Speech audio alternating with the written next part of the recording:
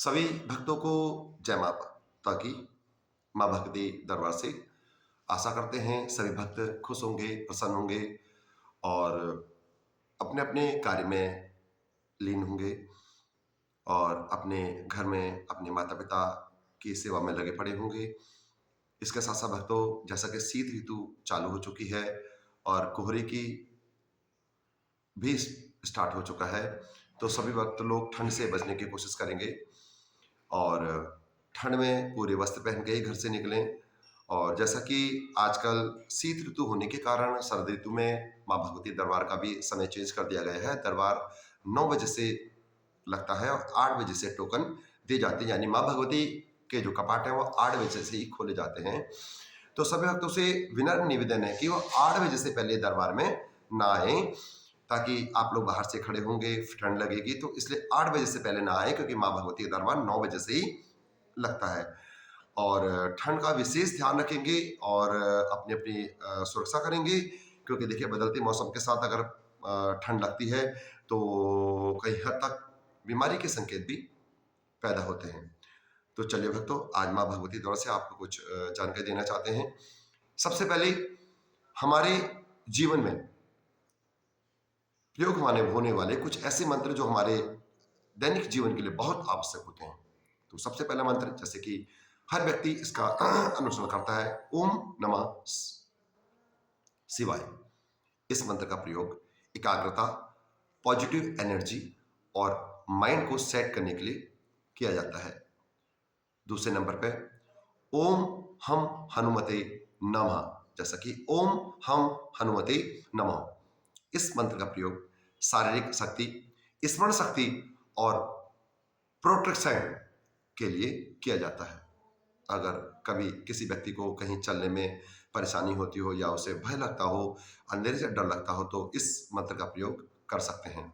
इसके बाद तीसरा मंत्र, ओम ह्रीं श्रीं लक्ष्मी भ्यो नमः।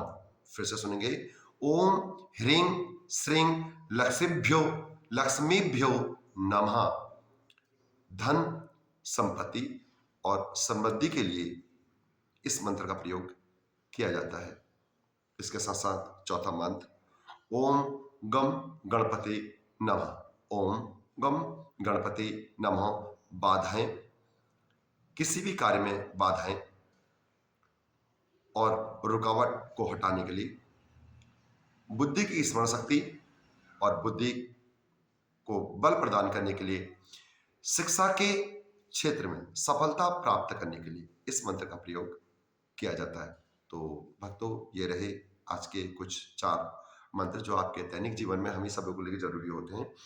इसके साथ साथ देखिए, कुछ व्यक्तियों की शंकाएं होती हैं कि उनको कुछ दोष परेशान करते हैं, तो संभवतः बताना चाहता हूं कि जिन लोगों के साथ अक्सर दुर्घटना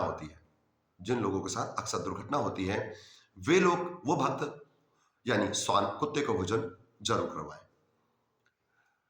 सेकंड नंबर पे, जो व्यक्ति दरिद्र से जूझ रहे हो, जिसके घर में दरिद्रता बहुत ज्यादा हो रही हो, ऐसे भक्त चिड़िया को दाना अवश्य डाल लें। चिड़िया को डालने से घर की दरिद्रता दूर होती है। इसके साथ साथ कुछ भक्तों के घर में कलेश की संभावना ज्यादा होती है, बात में कलेश हो जाता है या पूरा सर्वस्व दिन उनका कलेश में निकल जाता है, तो ऐसे भक्तों को मछली को दाना डालना चाहिए। मत्स्य दान सबसे बड़ा दान माना गया है। ये हमारे घर के कलेश को शांत करता है।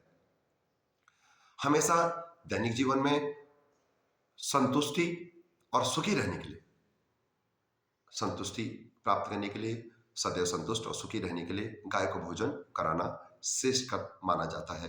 तो ऐसे लोग गाय को भोजन जरूर, वैसे भी कहा जाता है कि पहली रोटी गाय के नाम की निकालनी चाहिए, ताकि इससे हमारे जीवन में बहुत ही शांति प्राप्त होती है और हमारे कार्य क्षेत्र में भी सुधार होता है।